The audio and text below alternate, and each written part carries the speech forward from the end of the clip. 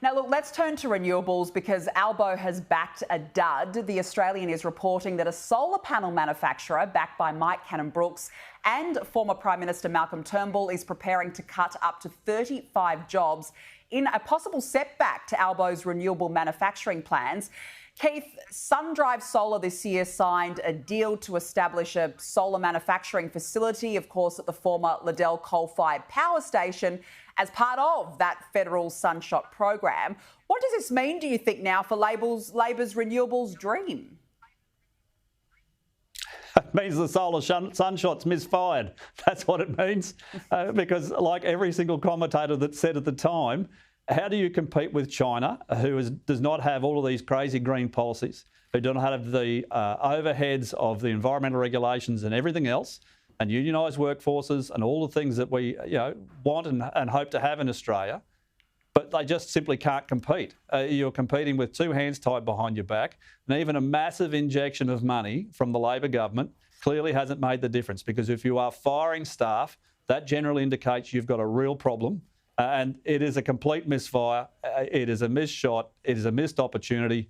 And everyone who knew anything about manufacturing said it wouldn't work, and it looks like it won't. No, and it's no wonder that a number of companies are now ditching their green dreams themselves because they have realised that they can't do it, and no wonder they're also cutting staff.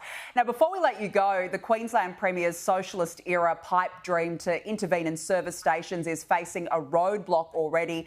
It's been revealed at least 50 independent fuel retailers would need to set up shop in southeast Queensland for Miles to achieve this election promise of cutting fuel prices by actually intervening in the market. Keith, how ridiculous, seriously, is this plan? Well, which family-owned business, which independent station, which independent provider does the Miles government think they're going to put out of business? What's the work from home roster, do you think, Danica, on the public service operator service station? That might be quite challenging.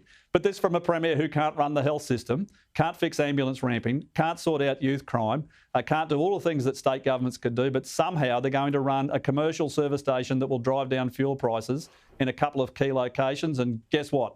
They'll be marginal seats, and it won't make any difference whatsoever because the Miles government stinks. They can't do what they're employed to do, and they should get out of the way and let David Crisafulli get on with fixing it. Well, there's only a few months to go to see what happens in those stakes. Keith Pitt, always good to talk to you. Thanks for joining me this evening.